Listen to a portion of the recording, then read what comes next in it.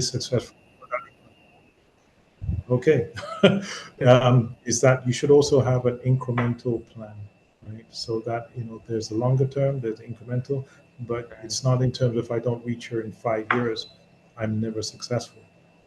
It's again part of that journey. Okay. Right. I just want And to keep that in mind. something I've spoken to a lot of university students, and something that they confide in me with is that some of them they have a harder chance, or they have a challenge creating goals. And it's something that I find interesting because as a young person, I don't find creating goals that difficult, but they are struggling with it. Now, do you have any tips that they could use to create a goal for themselves? I can You try know, here. Oh, go yeah. ahead, Michael. No, no, please go ahead. I'm not Mhm. sure who that was. So Was it I Austin? think I, I think the thing is, Jason, that well, nowadays, and just when you're young in general, there's a whole spectrum of possibility open to you. You Mm. understand? And so it's a whole paradox of choice issue. Okay, okay, I'm gonna go into tech. If I'm going to tech, what am I gonna do? I'm gonna build an app. Am I gonna do it's gonna be B2B, it's gonna be B2C. Am I going to go into high frequency trading? Am I going to go into crypto? Am I going to AI? Whatever it is, it's just so many possibilities, and sometimes you get paralyzed. So okay, everything there and everybody makes all of these options sound so amazing. How do you choose? And I mean, I don't know that there's an answer for that. I don't know if there's a right answer, except that, hey, pick one and go for it. But there is a caveat to that, which I'll address when it comes to the second question about positioning yourself for success. You can please go ahead, Michael. No, no, I think you made a very good point because, as I said, the unfortunately with the technology, there's an information overload, and you see successful people all around you, right? You don't have to go very far to switch on, and you see quote unquote, success everywhere. And if you measure yourself by what you see and what you're taking in, it's very hard, as you mentioned, based on that overload, to say what decision should I be making. So, Oz, I think you are right on point. And I'm interested to know when we go to that second point, as you mentioned, how do you position yourselves for that? All right. So, Ryan, I didn't hear much from you, but Yeah. for some of us, uh, doing 100 push-up daily is a huge task. Um, because many of So, us, as computer practitioners, whether we're programmers, whether we're QA, whether we're UI UX, we generally sit around the computer a lot, but you've managed to do 100 push-ups. So Inspire first, someone, something like that. so Alan, I don't know where you got that news, fake news. I don't know in terms of push-ups or so, but I'm just trying to be as healthy as I can, right? And I don't even count them. I just try to put in some for the day. But I just want to add as well what Michael, right, and Oz said, in terms of goals, right? For me, and I'll use that push-ups for. So what I did, I didn't start to say, okay, I want to do 100, or I started to say, I just want to do one, right? I just want to try to do one. And with goals is really, you want to see how best you can at least start, um, be consistent, and whatever it may be that you have set out as the goal is to commit to it, right? Ensure that you're doing it not to fit in with a group, or you're not doing it because it is the popular thing, but it's for you, right? And if you can really just focus on that and focus on that commitment, you'll be able to achieve it, right? This being a mental health month, I believe sometimes we put ourselves under so much pressure to try to achieve everything so quickly, and that's not the case. It's going to take time. It's going to be a struggle. And at the end of the day, if you understand that the struggle is part of the growth process and it's a part of the reward as well. So um, definitely that is something you can look to do. Just start it, and understand it's not going to happen overnight. Be committed, be disciplined, and you'll achieve it. Yeah. So let's move on to our second question. Now, what are some of the practical ways someone can position themselves for success? Let me start with you, Us. So I mentioned that there was a caveat to my earlier answer about, just picking one direction and going with it. However, in terms of positioning yourself, there's this concept I've heard of called you're increasing your luck surface area. And what that means is that pretty much you want to expose yourself to as many different things as possible, right? And so, listen, life is a weird thing. You understand?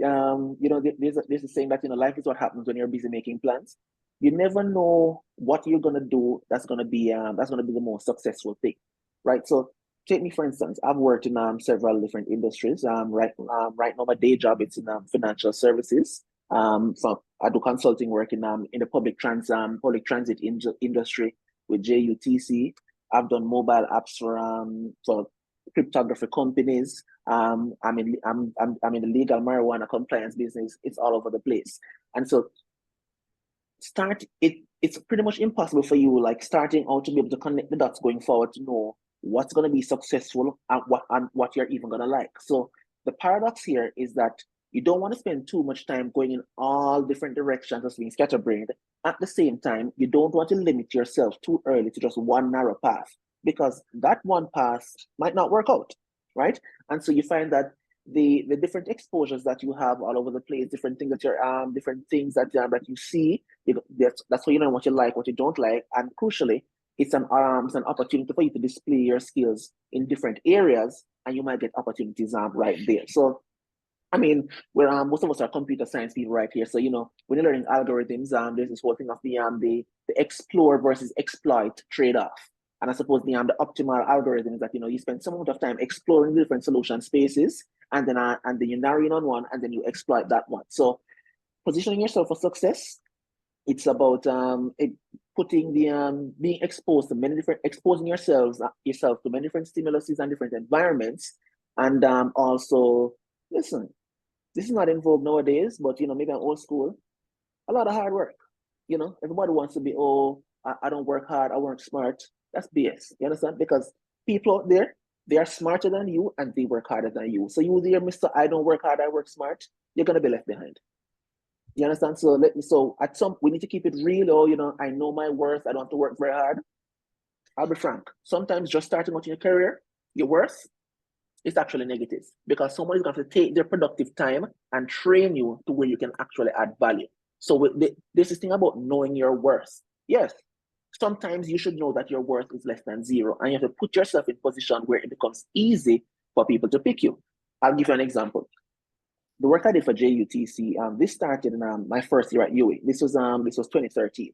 You understand? So now think about this from the JUTC's perspective. Most of us are IT people here. Michael can tell you, most IT projects fail. You understand? That's just a reality of the industry. So here comes this fresh-faced first-year student coming to the public transit company saying, "Hey, I have this bright idea. I'm going to put your buses and systems on Google Maps and so on. And maybe you guys should pay me and all of that and good stuff, right?" Nobody's going to say yes to that, because here's the thing: most IT projects from professionals fail. What do you think an IT project from some first year guy is gonna do? More than likely, it's gonna fail. So what I said, I was gonna do for them, I'll do it for free. Don't even worry about it. I'll figure it out. And so I spoke to them on the phone at first, and yeah, man, that's good, that's great, everything. I tried to get a meeting with them, couldn't get a meeting. What I did, I jumped on a bus, went over to the depot. When child support is due and the baby mother shows up at the workplace to get that child support money, that was me. I was up there like, yeah, and I need to get that money. So I got the meeting, and that's how I actually got that project. And it took maybe about 18 months or so, but I actually delivered on that project. And a lot of my friends at the time in university saying, "Bro, you're doing all of that for free, and this and that. If for me, they would have to pay me." How would the JUTC, if that project had failed, and remember, most IT projects failed. So as far as the JUTC is concerned, when it fails, how are they going to go in front of Parliament and explain to the Auditor General that, oh yeah, you know, this first year guy came in and we decided we're going to pay millions of dollars to do this thing and it failed? No. So I understood that my worth at the time, being someone unproven, was less than zero. So I de-risked the entire thing for them. I will do it for free. I went off, I figured it out. Here's your solution. And then we had a grand, we had this grand launch at the transport center. The minister was there and everybody. So let's talk about positioning for success. I did that one thing for free, right? So of course that system needs to be maintained.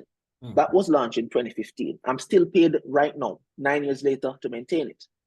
Secondarily, because of that one project I did, pretty much every interview I've done since then has been a formality. I just the people, I did Google Translate for JUTC, you can Google it. And then the interview is become a formality. So that one project positioned me for success. And so that's a concrete idea I'll give you. Identify projects that will put you in the best possible light. It's a project because technically the project was not difficult enough, but people hear Google and the transit company and it sounds a big and grand project. And that line on the resume was worth more than anything for about GPA. I'm telling you. So identify those projects. A few years ago, when everybody was complaining about light bills, I created a free app that you could use to estimate your light bill based on your smart reader. Oh, you do that for free? Yes, you put it out there. I got interviews for media. I almost signed a contract with JPS to develop their new app as well. During COVID, I saw an opportunity. Everybody was asking every day, okay, what time does curfew start? Created an app for that as well. There's another thing that people are asking about right now. I'm working on an app for that because you put all these things out there. I promise you, that's the positioning. People, the next time some people are seeing it and they're saying, oh, I need an app. Who's that guy that's always in this app business? And I get a call and that's it. So positioning yourself is an active thing. It's not just, okay, I have my degree and here I am, you know, come and court me because I know my worth and I have value. No, do the work. Go out there. There is a lot of money to be had. Go out there and get it. I've said enough. Excellent point. Excellent point. So the reality is we're all living in the Caribbean currently. We're all in Jamaica. We see the various problems that are there.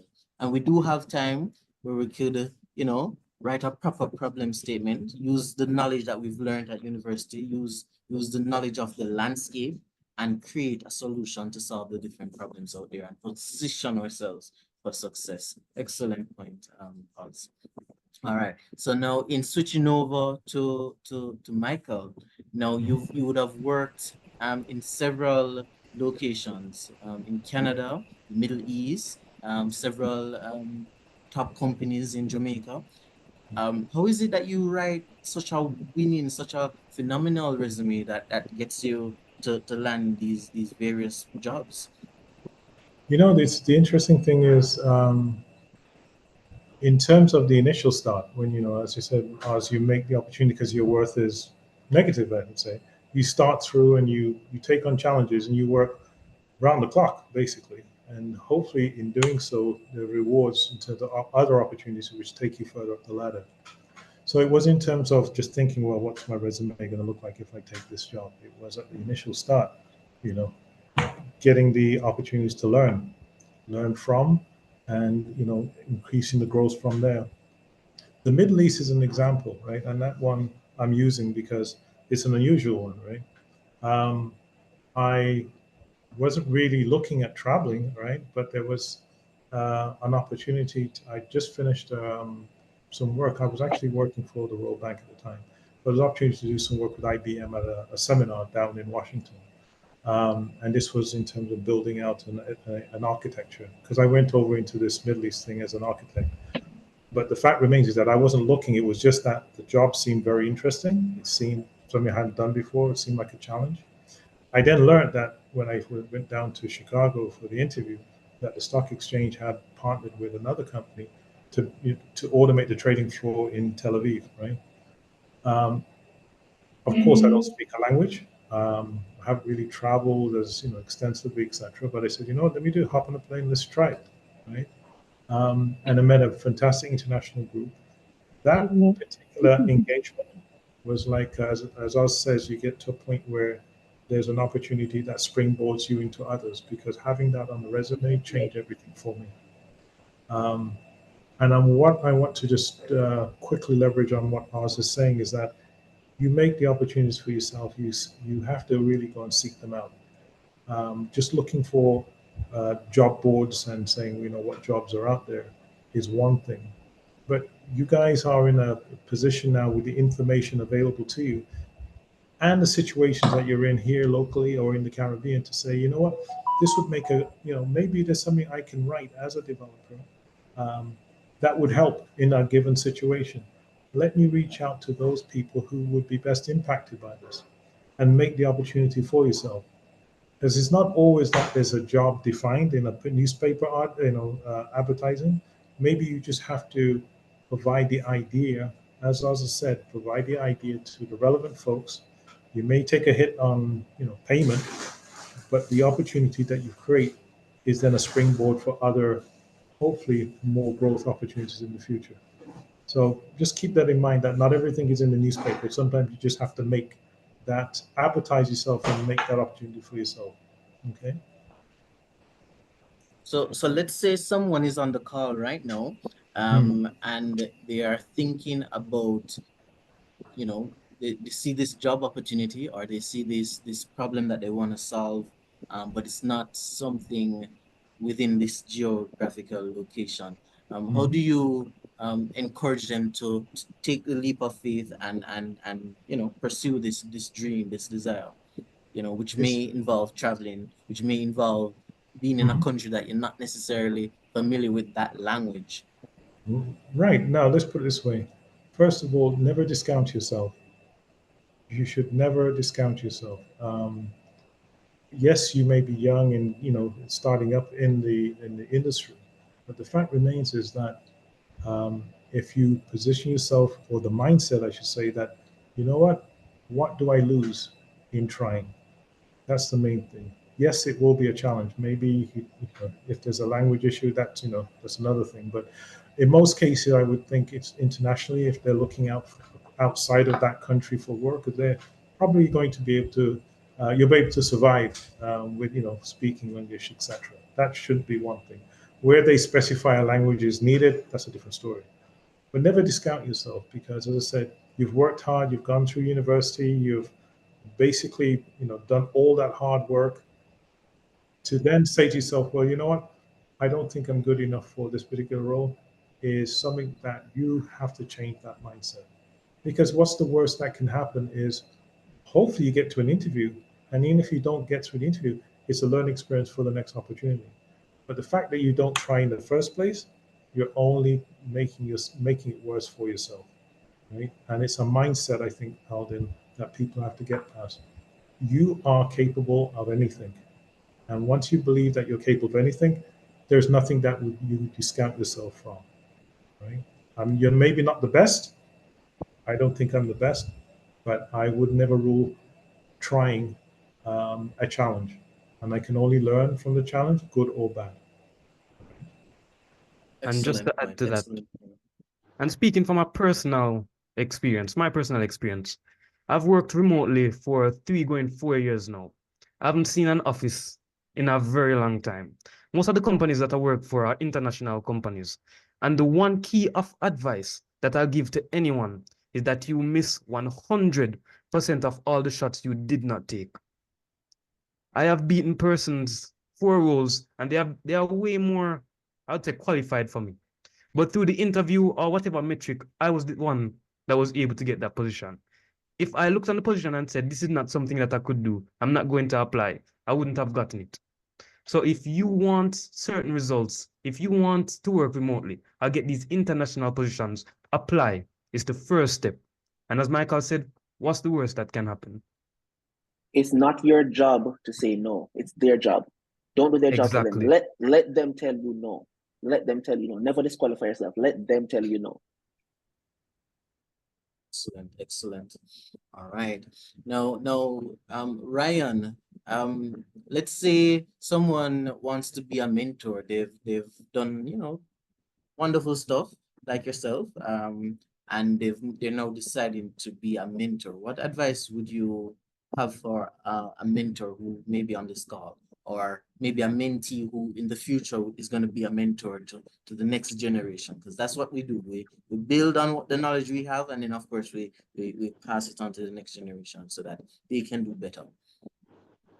Yeah. So to be a good mentor, it's to see how you can balance being a coach and a trainer, right? A coach is someone who gives advice, may not be as talented as the person they're coaching, but they understand what is needed as it relates to successive actions that need to be taken to get the desired results, right? And a trainer is someone who is saying, okay, then the specific tactics that are needed and it be done repetitively will be able to achieve that. So a mentor is someone who is able to provide that kind of guidance to a mentee, right? It's not that that mentor will always be available, but that mentor should be able to give the necessary guidance and also provide areas where they can get the necessary tools to achieve what they want. No, it must be an agreement, something where the mentor and mentee agree on how the relationship will go moving forward, right? Understanding what each brings to the relationship, because a mentor is not only looking to give, the mentor is also looking to receive, and similar for the mentee as well, right? It's a symbiotic relationship, right? Both parties are benefiting from the exchange. So if you'd like to do mentorship, it is going in to see how you can serve, how you can make that mentee benefit from the relationship, right? Also, how you can grow as an individual as well, being that you were possibly very introverted, but through this relationship or part engagement, you're now become whether it be an omnivore or you now know how to exchange or gain social skills that will allow you to grow as an individual. And also as a mentee, you'll be able to. I have always said I love being mentee because there is something that Reverend Alsha, oh gosh, I miss his name. Oh gosh, I'll remember. But he said something. The Muslim leader Farrakhan said, "You don't.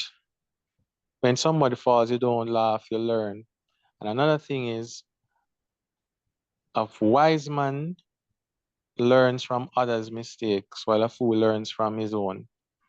What you want to do is, as a mentee, is learn from others, right, and gain that knowledge. Be receptive of it. So once you're willing to serve on either side, you'll be a good mentor. You'll be a good mentee. Excellent, excellent. Now as well, there are some mentees that don't recognize the great knowledge that they have. Um, you know, you've mentioned that you've won competitions in Kingston Beta. You know, the reality is that your life, the different things that you've been involved in, those are something that you can also share with your mentees, because there's some persons who've never heard of these competitions. There's some persons who maybe have never heard of these scholarships, how it is that they can apply to a scholarship to ensure that they finish their university degree, or they're not aware of these competitions that they can participate in to build their network, to also train and to learn from, position themselves for success.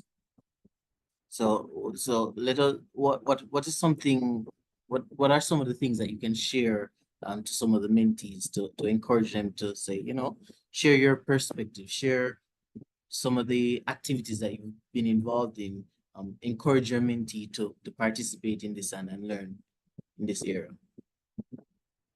So the way I think of it is that so typically there's going to be a not insignificant age difference between a mentor and a mentee. Now, here's the thing: as much as older folks try, older folks are by definition older. So we're not as in touch with all the young stuff that's going on. So for example, me, I know a lot of guys they use a lot of AI.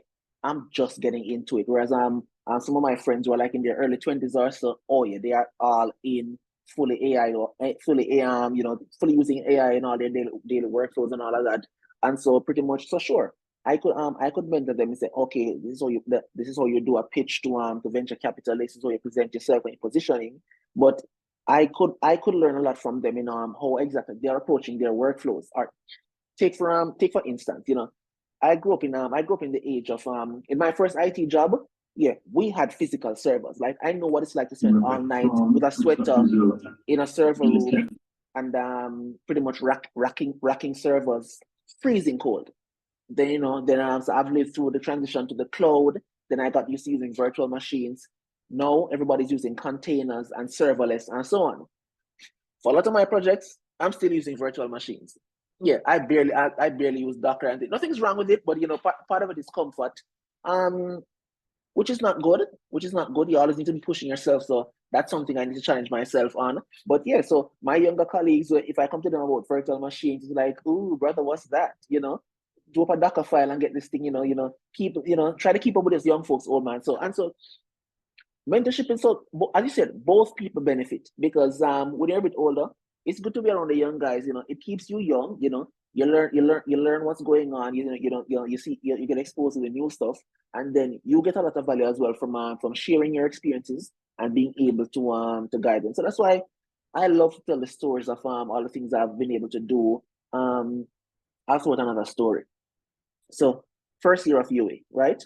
For those of you who went to UA, you know that when if you owe on your tuition, you can owe up to $2,000. But if you owe more than that, you're not going to be able to do your exams.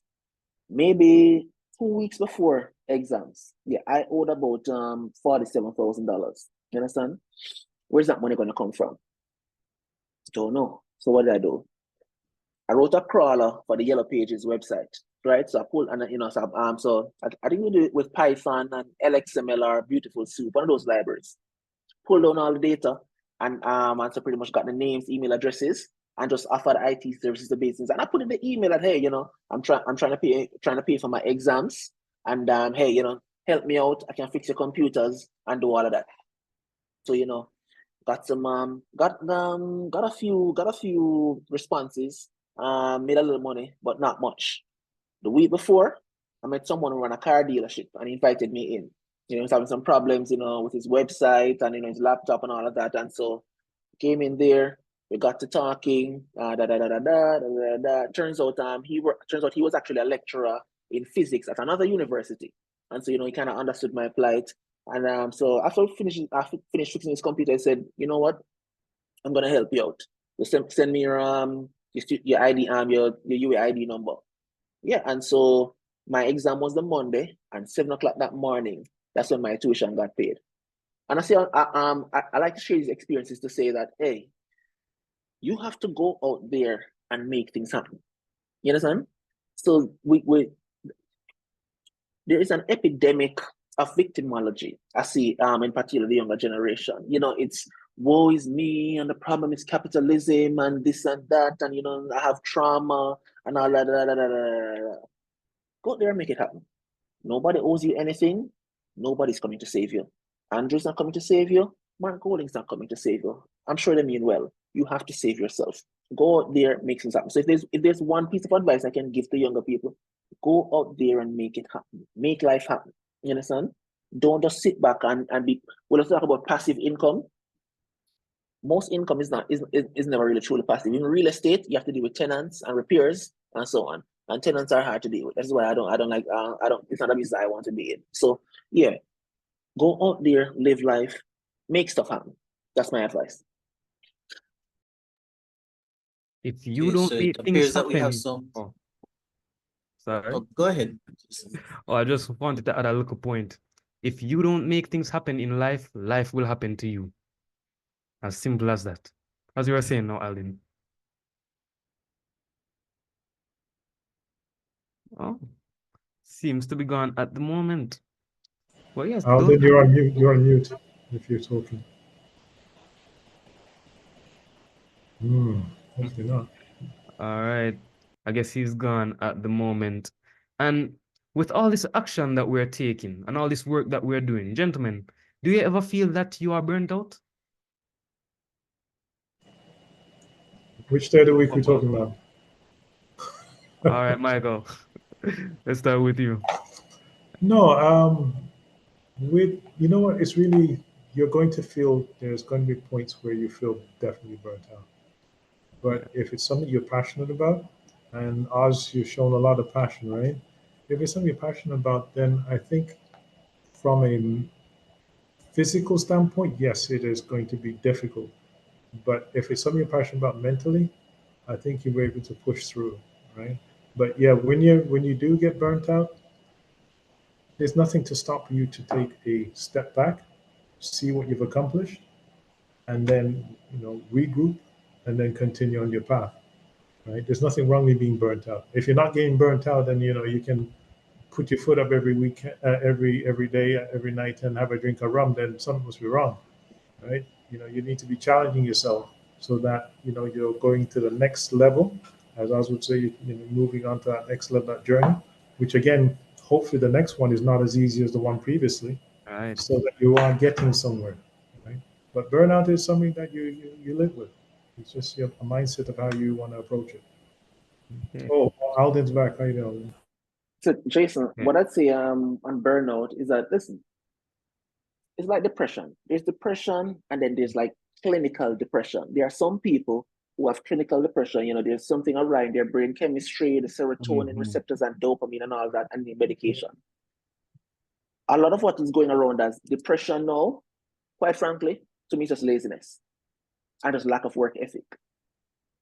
Most of you are here right now. The type of person who joins a Zoom meeting like this on a Friday at 7 p.m. on an evening instead of being watching Netflix. You probably are somewhat ambitious, kind of a type A personality, driven. You want to make something out of life. Here's the truth: it's going to take some hard work, and you're not always going to feel like it. You're going to feel unmotivated. It doesn't mean you're depressed. It doesn't mean you're burnt out. It means you lack discipline. That's what it means. You're not going to always want to do it. I don't always want to brush my teeth. I want to lie down in bed, but you do it. You understand? So at some point, when motivation drops, that's when discipline has to come in, and you don't have to feel like doing it, but this is what I have to do, and you get it done. I'm not saying burnout doesn't exist. I'm sure for some people it happens, but we are capable of doing a lot more work than we think, and you have to understand that the outcomes we're looking for are abnormal. We're not going to get those abnormal results with a normal work ethic. It just doesn't work like that. So if you're capable, and listen, it is absolutely fine to want an existence. Okay, I do my 9 to 5, I come home, I chill, and that is okay. Don't let me or anybody say that's not fine. But most of you are here because you want more. You want more, you are going to have to do more. It's as simple as that. Simply put. And Ryan, do you have anything to add to that? Yeah, for me,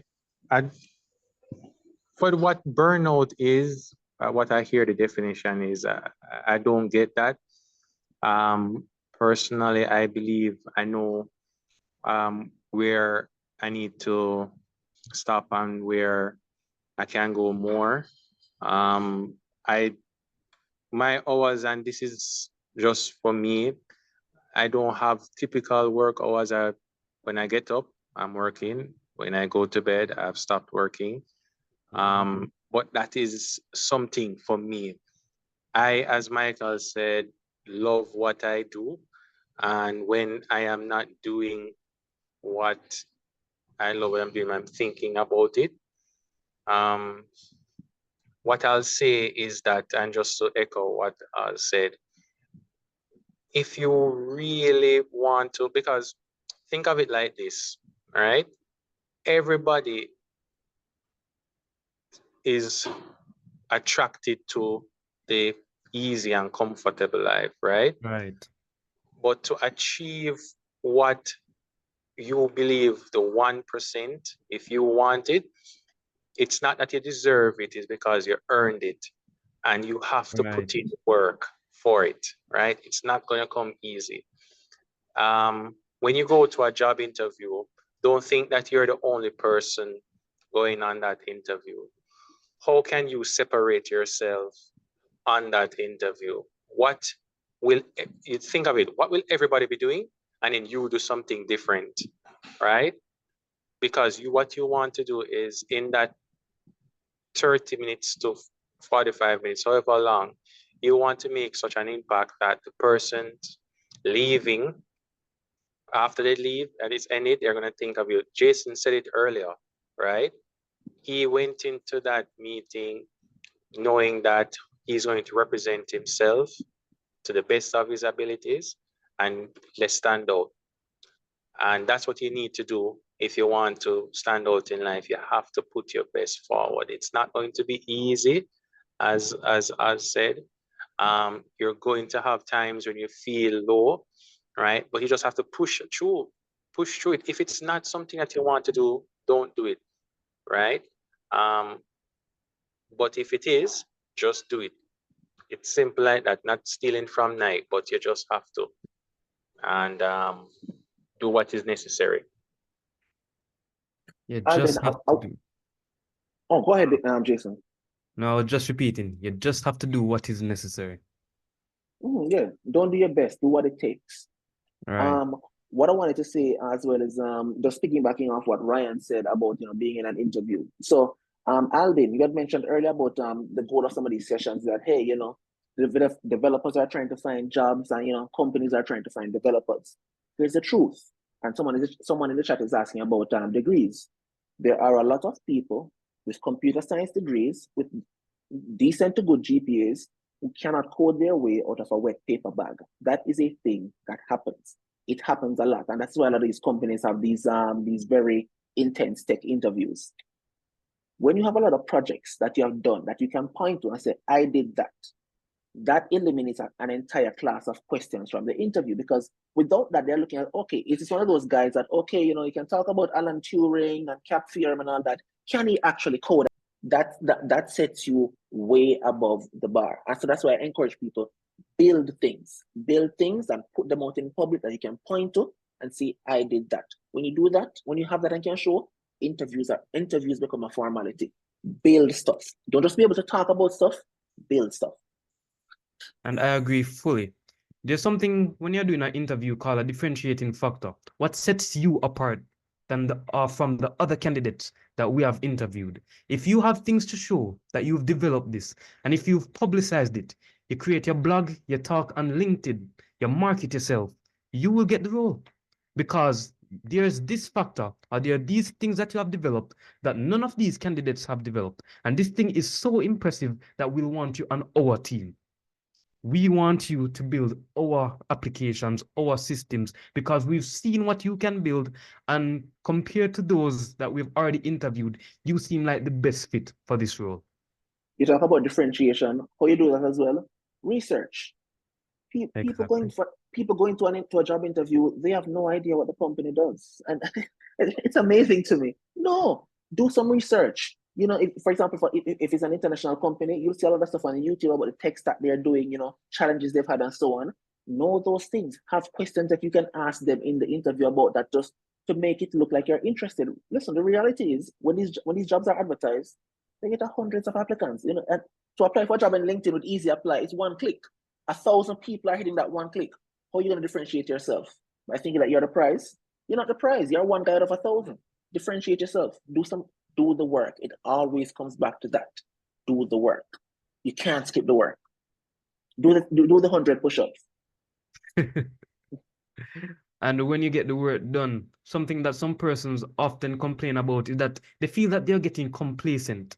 So do you have any advice on how to get rid of your complacency? Michael? If you're becoming, and complacency, I guess, is another term for getting too comfortable or not feeling challenged. Yeah, exactly. Yeah, because again, it goes back to your perspective in terms of if you're passionate about something, you're always going to be pushing yourself. If you're not passionate about it, I can see where complacency will set in, and maybe that's not the path, or probably not the area that you should be in. But how do you avoid it? I would strongly question as to whether you're still passionate about what you're actually doing in that area or role. Right. That would be my advice. Because there are a lot of problems to be solved, and the reality is some of the apps, some of the solutions that have been out there, they are really just a different thought or a different process around solving a problem. We can look at, let's say, entertainment. Someone wants to be entertained, but you know, they want to do something perhaps not as technical, and just like that, someone created Flappy Bird, which is really, when you look at what that person went through to create this solution that became a big hit. They really just saw that there was a need for entertainment, and they found a way how to provide this solution that attracted many persons. You know, when we see, you know, companies like Snapchat that came about after Facebook, and many persons may say, well, Facebook had already monopolized the industry, but Snapchat, you know, came up, the developer said, hey, this is the problem that I want to solve, this is how I'm going to solve it, and created a solution for that. And we in the Caribbean, we've yet to create something as phenomenal. Not that we have to create a Facebook or a Snapchat or whatever, but the reality is that we are creative people here. We have persons who can think outside of the box. We have problems that need solution. And if it is that you don't feel challenged, I'd say find a challenge and take it up and see it to completion. One thing though, Alden, is that one thing I will quickly mention though is that with the AI push and everything that's going, even your role as developers are going to be challenged. So we got to be, no, and I bring that up because yes, look for those opportunities, etc., but keep your other eye open for what is happening out there in the real world. Because as I said, if your opportunity isn't created by you, there's someone out there probably with less skills is going to use some AI tool to do the same. So yes, learn your stuff and do the hard work, but also learn what's also happening out in that field so that you're on that same forefront, because your jobs will change in a very, very short time, as you right, Jason, right? Your job will change and you'll be left behind. Not to scare everyone, but I just thought I'd put that in. No, but you make a very great point. Because I don't remember which company down here, but I have a friend that's currently doing an interview for a company, and he's doing it remotely. A specification of the interview is that you should not use any AI tools. And that is specified in the instructions for the interview. Not only that, they are using our online platform that detects if any sort of AI tools were used in the application. And this friend, he made the mistake of using an AI tool and it logged it. And it sent in an email where he logged it. So this is something that is happening. Scary, but true. Right. And not to scare anyone, but it's not just developers, because we do now have AI that is creating great user interface. So even those who are on the UI UX, you know, so the reality is that we do want to encourage each and everyone to challenge yourself, to grow, to take part in the different competitions. We do have the Vincent venture capital competition. This is something that is annually done at UA. I believe they're going to be opening either in October or November. Look out for it if it is that you can enter. You know, we do have hackathons going on. We do have pitch competitions at what was that company you mentioned, Oswald? It slipped me just now. So that was the Jamaica Stock Exchange pitch room competition. Jamaica Stock Exchange pitch room competition. You know, so there are opportunities for each and every one of us to flex our muscles, to push and to create innovative solutions. The reality is, if it is that you know, we have this ability to create phenomenal work and we don't use this ability, it's not going to benefit us, it's not going to benefit the society, it's not going to benefit anyone at all. So let's work on our skills and use them and build your portfolio. So this, I mean, we've not mentioned that word before, but the reality is that from all of the mentors, they've actually touched on building your portfolio, creating something and showing what it is that you're capable of doing. So you don't just show up in the interview with a great resume, you also show up with something that shows that you can solve a problem. All right. Now I'm going to give you guys an opportunity to post your questions, whether it is you want to unmute and speak directly to any of the mentors, or any of the panelists. If it is that you see your mentor on this call right now, or if it is that you've seen your mentee and you have not had an opportunity to interact with them before, there's an opportunity. You can raise your hand. You can, you know, have an opportunity to direct your questions openly, and for us all to hopefully assist them and grow together.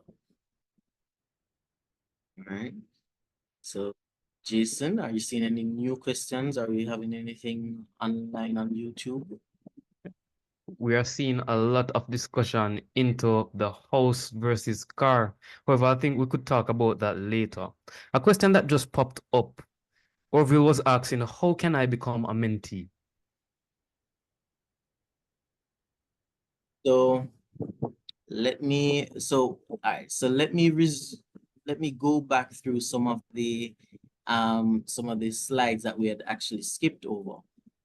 Right. So some of our past activities, you know, we did our Father's Day celebrations. So we want to pick up our fathers, of course. And of course, we did our posts around Father's Day. And these posters, these flyers are actually created by community members. So they're practicing their UI UX, they're practicing their designing skills, you know, and they're creating phenomenal posters. And some of them are actually developers, some of them are photographers, some of them are writers, you know, but they're just growing their skills, continuing to develop their portfolio, etc. Now, or we do have an upcoming event, which it's gonna be July 13, and we'll be doing a Chuck Cove adventure when we'll have a cost of $8,000. That's gonna be that includes the entry and the bus ride, whether or not you're traveling with us or you're driving down by yourself, that's fine, but $8,000. All right, and so that's our upcoming event. Now, the mentorship program that was asked about earlier. So we actually have posted when it is that we started or we launched the mentorship program. So we've done mentorship before. We've been doing mentorship for some time now. However, we've recently decided that we're going to officially launch our mentorship program, where we allow mentees to come in. They would have filled out their information around themselves, what some amount of what it is that they expect from the program, and then would have paired them already with mentors. Some of our mentees are actually on the call, and some of our mentors as well. They've actually all been paired. We had the opportunity open for some time, and then of course we closed it off, and this is our session would have been our official launch. So unfortunately, we've missed the opportunity, but we will be having the mentorship program again. What we're essentially doing is allowing a time where we do some assessment, learn from any mistakes that we've made, peer persons, see what happens, and then learn from it. And then of course, when we start the mentorship program again, we of course will be putting it out on our social media. So every event that we have, we post it on our social media. We post it in our Telegram group, and of course we also let persons know, for instance, that they join our sessions, some of the things that have passed and some of the things that are coming up. Now, Jason Clark, I'm going to ask that you drop our YouTube channel in the chat. You can check out some of our other past events where we've talked about like our UI UX, LLM, AI development. There are several crash courses that we've done already. There are several panelists that we've had already. We've actually had Ryan already done a session with us before. We've had Oswald do a session with us before on app development, mobile app development. So if it is that you're interested in any of our past activities, you can always check out our YouTube, which is one of the reasons why we record, because we do understand that some person may have a very busy, hectic life and so on, and they can't necessarily log on at this time. So we allow them to get the opportunity to check it out. If it is that they missed or probably they had internet challenges and they dropped off. So we do have our YouTube channel that you can check out to find out some of our past events, because we've had you know, women in tech. We've had a women in tech event as well. So long and short of what I'm saying is the mentorship program in terms of being a mentee at this time is closed. We're currently doing our assessment and getting feedback from our mentors and mentees. You know, the pairing has already taken place, but definitely just look out for when it is that we have the mentorship program being relaunched again at a later date. But coming up, God's willing, we'll be having a closing meeting, which we're hoping to have it hybrid, where we're going to allow persons to meet physically, because we do recognize the need to have some of the physical interaction. Generally, as computer practitioners, we spend a lot of time around computer, and sometimes we lose some social skills. So we're seeing how best we can in the future have some of our meetings not only just fully online like this one, but you can be physically there if it is possible, and for the remainder of the persons they'll be online. One of the things that will be coming up is job hunting. Where's the best place to hunt for job? This is going to be on July 6th, and it's at 8 p.m. So if it is that this is something you want to be a part of, feel free to jump on in and share and have fun with us as we discuss topics like these. Now jumping back to our main event, which as I said before, here's an opportunity to post your questions to your mentor, your mentees. We're trying to keep the floor as open as possible, because the reality is these men, they have a vast amount of experience. Perhaps it is you want to know a little bit more about Kingston Beta, something that Oswald has won. Perhaps you'd want to maybe learn where it is that you could apply for a job overseas in the Middle East. Michael is here. You can maybe share some advice on pinning that resume, sending it to that whichever location. The Middle East is a little hot right now, but you can All right, maybe not the Middle East, but Canada. Thank you. Yes, the Middle East is a little hot right now, so we do encourage you to be safe if it is that you plan to venture down that spot. But yes. Yeah, and I'm seeing a question here, and I see that Oswald has a response, but I wanted to get your take, Ryan. How important do you think that having a degree is nowadays? So here's where I see the benefit of going to university, right? It gives employers the understanding that, okay, then Jason has committed a certain time period of his life. He's getting up, going to class on a hopefully a regular basis. He has been a part of groups that have to come together to achieve a set task. He is able to meet deadlines, right? So that's the benefit I see of going to university. Now, is it essential to have a degree, right? I am at the position where it's a nice to have, but it's not a criteria where if someone doesn't have a degree, they can't do the task that or the role that I need them to do, right? So I give you an example. As said it earlier on the call, where if you can show that you have done stuff, right? You are setting yourself apart because you now have shown that whatever you have learned, you have been able to apply it, right? A portfolio, GitHub, you name it. What I have found, and you can pose it to Michael and as well if they have similar view on it. What I found is that if you persons who have the degree rely solely on the degree and not applying what they have learned, attaining the degree, right? And they have challenges after they have acquired it. So do you need a degree to get a role? Locally, it's not where it should be, where persons are looking on, can you do the job and not what you have acquired, right? So locally, we are not where we should be, but it's my view that it's not a necessary or required qualification in roles that I have at my organization. So that's my view. Okay. And Michael, would you have anything to add to that? What has been your experience?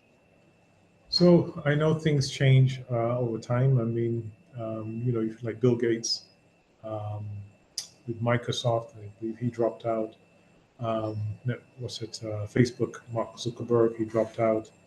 And people read these stories and saying, well, you know, if these guys can do it, you know, why can't I? But I guess there are situations where that may have worked. But as I'm going to go now, unfortunately, to a path of as a person of color, I think it's important to try and get to show that you are as good as or ahead of the next person, because we're already challenged as a people, right? We're already challenged, and if you can attain that, you know, undergraduate degree, your master's degree, etc., and be able to approach someone, yes, of course, you need the experience and everything else, but sometimes you can walk through the door and you're already discounted. You just need to make sure that you try everything you can not to hopefully be in that position, to show, even if it's on paper, that you are someone who is definitely one who to stand out there, as opposed to someone who doesn't have a degree. I may have my master's, I may have my undergraduate, I may even have a PhD, but you need to have something that stands out there, because as I'm saying, as a person of color in the Caribbean, and you know, this is the reality, you know, we're already challenged.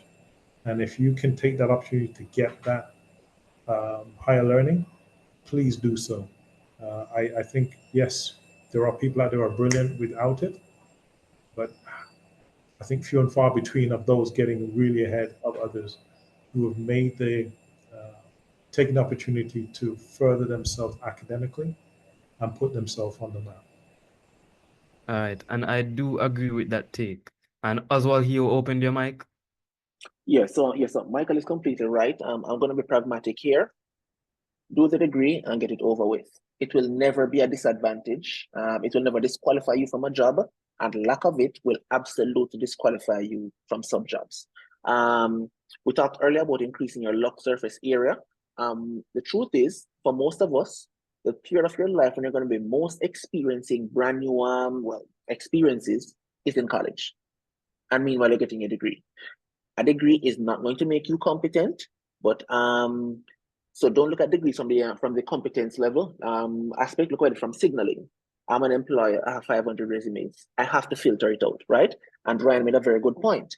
So at least, even though, yes, as I'm the one who said that people have degrees and GPs and can't code, but if I have to make a decision on balance of probability, who am I going to choose? The guy who said, well, you know, I did this code academy and so, but I don't have much to show for it. or at least a guy who did who went through doctor course class at UA and did analysis of algorithms and so on. The interviewer can go in your head and say, so I am going to rely on that credential. You understand? So just being practical and pragmatic, get the degree. It's 3-4 years, it's gonna be over before you know it. And most of your friends for life, you're actually gonna meet them in college. Stop asking questions about the degree, shut up, do it, get it over with, move on with your life. And I say that as someone who hated school, because I went to UTech in 2005 after 1 year, dropped out to work at a startup, Megaphone. Got corporate jobs without the degree, but it does limit you. And went back to school at UA in 2013. So I'm not one of those who tons of subjects and first places and that. No. I don't like school, but I'm just telling you practically, get it done, get it out of the way. It won't hurt. All right, sorry to interrupt one last time. Yeah. Zuckerberg and Bill Gates, they dropped out of Harvard. Okay, so the signal is still right there. Oh yeah, they dropped out. Yeah, they dropped out of the most prestigious university in the world. So they still kind of get that that kind of imprimatur from a top class institution. Get a degree. Okay, and very straight to the point, very straightforward, and I do agree with that. Now, the mood of this meeting is road to success. Walk in the footsteps of several industry experts. There's a concept known as outliers that was popularized by Malcolm Gladwell. There are people that do not follow the tradition, and they are able to be successful. However, that is not the rule. They are outliers. That's an exception. Now, the chance of you being an exception to this rule is very low if you get to the math of it. So the best thing you can do to walk in the footsteps of persons that are very successful in their field, look what they do. And what do many of them do? They have a degree. So get the degree. As Oswald said, you can't go wrong with the degree. Yeah. Now I see a technical question here. Oh, you wanted to say something, Alden?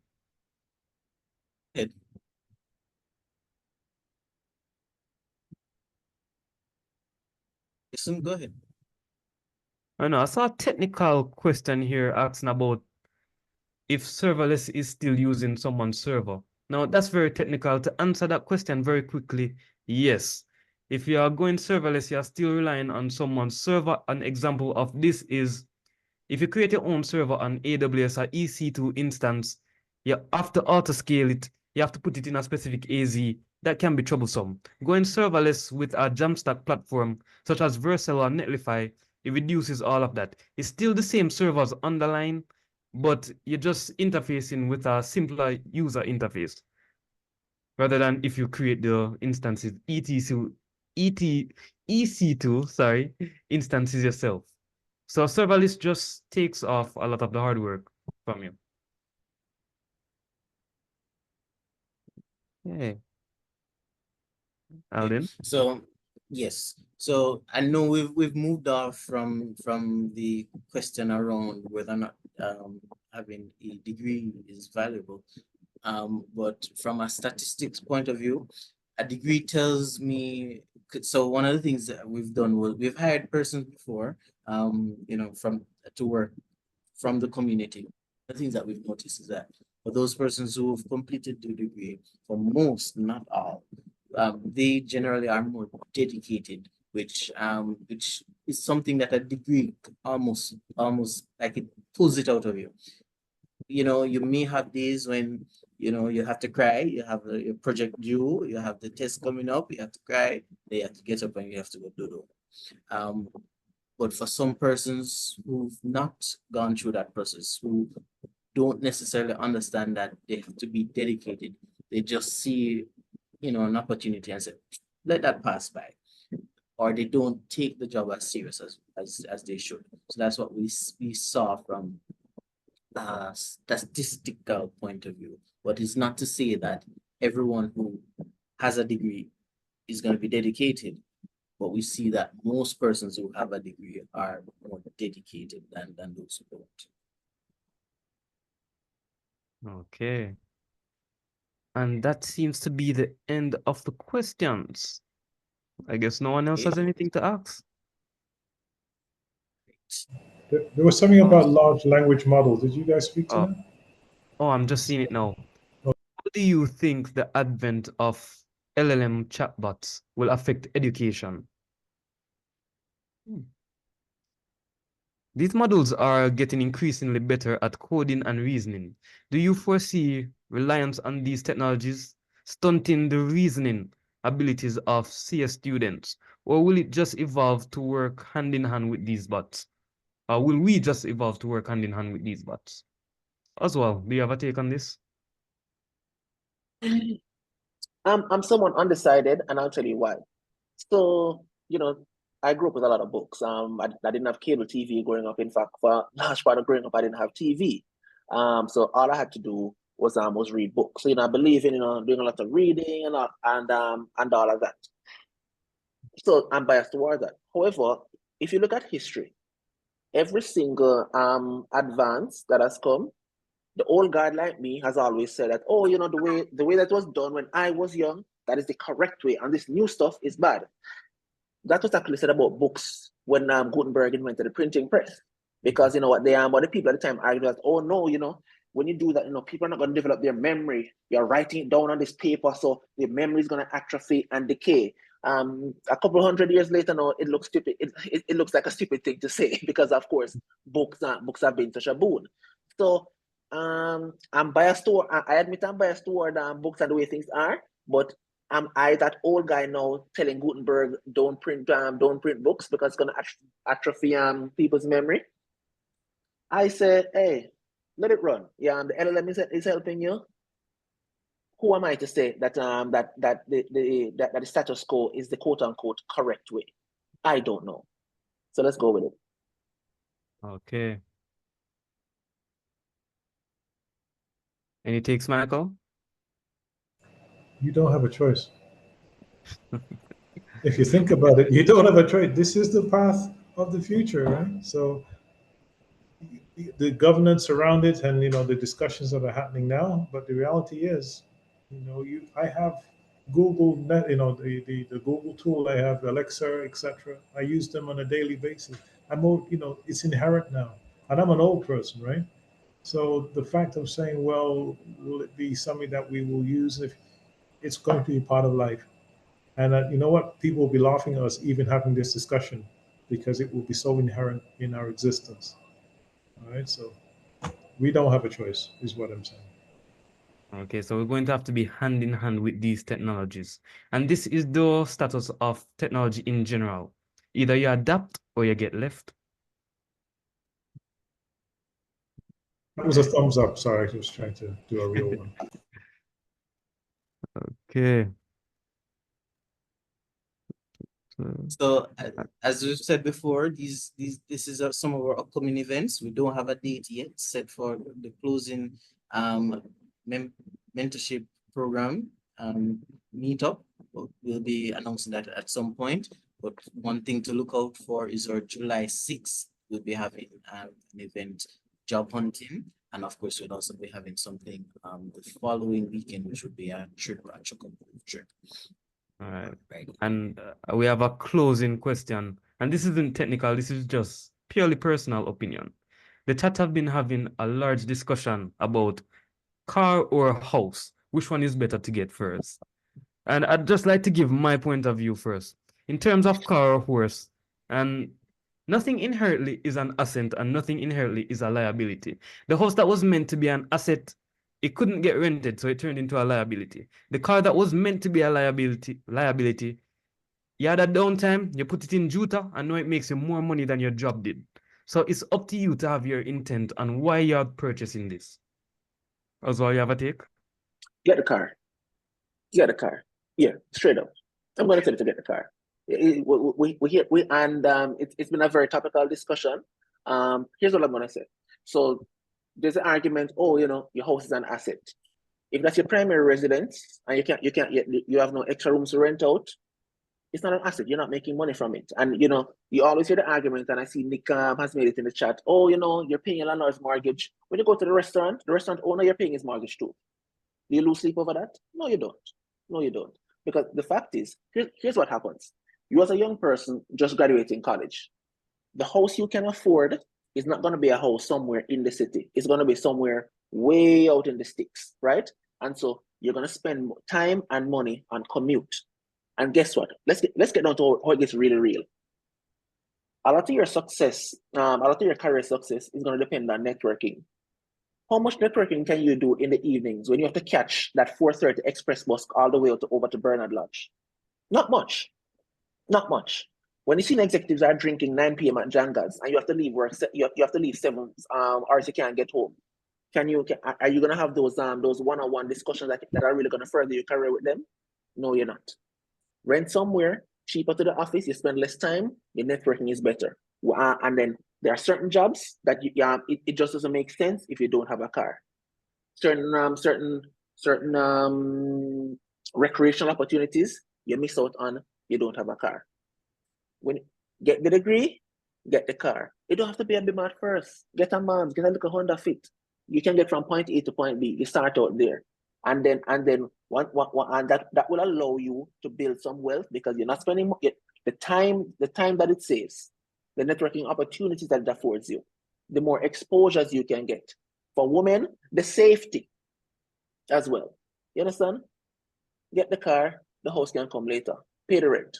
It's worth it. Okay. And Michael, you have been around the earth many, many times. No, take it easy. Take it easy. No, you know what? It's surprising because the traditional would be, get a roof over your head, right? Get the roof over your head. And listening to you young guys is it's an interesting take. And as you made some excellent point, and Jason, etc. I know some of the quote unquote older folks would say you guys are insane, right? But it makes sense in this day and age. The house prices are insane. So what do? Do you try and build that wealth to get that house at some point? And in doing so, as you said, ours is to get some level of comfort, being able to get to places that put you in that position to make that wealth. Interesting take. I'd have more to add. I'm just smiling while you guys were talking. But I haven't been around that much. Come on, take it easy. All right. Yeah, Jason. I think one of the things. I mean, it's not just a Jamaican thing because even the American dream, a house, 2.4 kids, white picket fence, and a minivan. But I think particularly for us as Jamaicans and Black Jamaicans, historically not having land and owning your own house, I think it means a lot to us to say, oh, I own that piece of land. I have a title from a land and it's my house and so on. But if we're talking just on the raw economics of it, it's not as simple as, hey, let me just buy a house. Because and I have friends like this. They put their money in real estate. Oh yes, they own a house, but they're cash poor. They have no cash to do anything because that mortgage eats up everything. And especially with these the ARMs, the adjustable rate mortgages. So people, you start out paying a mortgage of 150,000 a month, and this is something I've seen to people. Now they're paying 215,000. So all of their disposable cash is just tied up in that, and it's gonna be for years. So when you're that portion of your life when you're young and you're active and you could be going out with your friends and doing rock climbing and all of that, you can't afford it. You're paying your mortgage. So all I'm saying, just don't just fall for the narrative. Hey, house over car. Actually sit and think about look at the actual numbers and look at the actual life experience that you're missing out on when you don't have a car. That's my take. Okay. So to top it all off, I would say check with a mentor, check with someone who, may be more familiar that you can, speak to on a, real basis to say, this is what is happening, X, Y, Z, because the reality is there are times when there may be a little bit more information that you can't necessarily divulge in the public that you can, have with your mentor. Because for example, this where they can adjust the rate. If it is that you do have the capital to buy the house, etc. And it is reasonable, but they won't adjust your rate to increase your mortgage, based on inflation and stuff like that. Perhaps your mentor can maybe point you to a more feasible financial institution, or maybe think about buying a house and then at a later time reselling it for a proper interest that can then afford you another house and maybe a car. So That's absolutely I- right. And let me give you something practical. So more than likely, someone a bit older, they might know ways how to get access to housing cheaper. So for example, a lot of times when developments are in the planning stage, you can get it for like millions less than what the end selling price is gonna be. So like for example, look at Stadium Gardens across from the National Stadium. Yeah, there were people who bought in before the foundations were dug, and so they got those at like 14 million. Now they're going for like 20 million and so on. So things like those are meant to can help you out on as well. But as I said, do the numbers. Think about it. Do the numbers. Alrighty. So just giving you guys a little bit about the Jamaican Developers Group. Our numbers have been increasing. So kudos to you guys. Thank you for joining. Thank you for reaching out to us, letting us know what it is that you want to hear about, letting us know what it is that is interesting to you, letting us be a part of your journey as you continue to grow towards being that successful individual, whether male or female. All right. So definitely looking for more successful persons, building creative stuff, writing solutions, solving problems, writing books, writing articles. But the reality is that as a computer practitioner, as a software developer, as a UI UX, there's additional skills that you can add to your portfolio to continue to position yourself for success. So thank you guys for being a part of it. We're actually above this number. We're no longer at 969. We're actually over 1,100 now, and it's all because of you guys, signing up, staying, being a part of our discussion, and of course sharing as we go. See more things going on in the chat. Is there something for me to respond to? Okay. All right. Well, And with that being said, go ahead, Jason.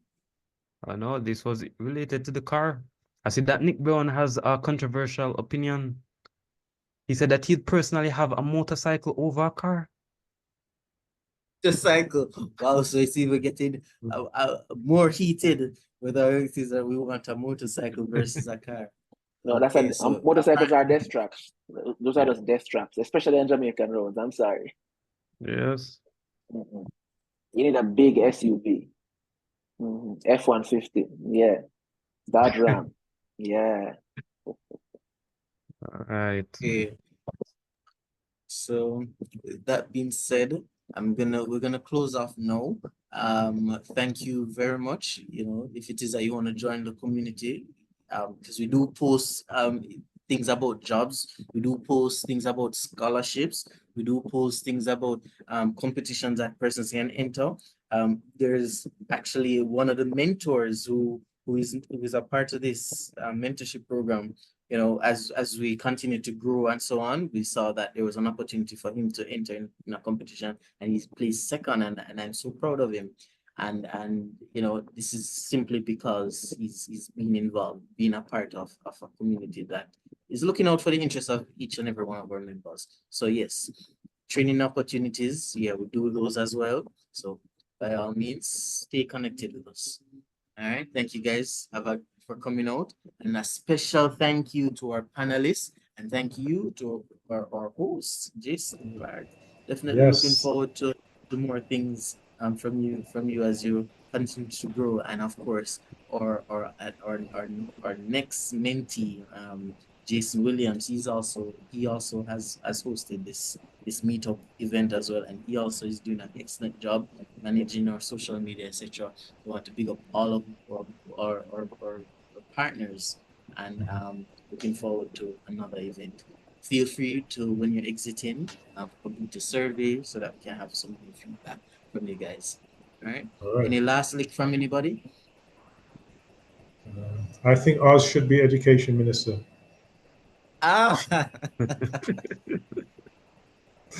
Sorry, Fable. Anyway, it was great talking to all of you guys. Great having you here. All right. All Thank you. right, take care, everyone. Blessings.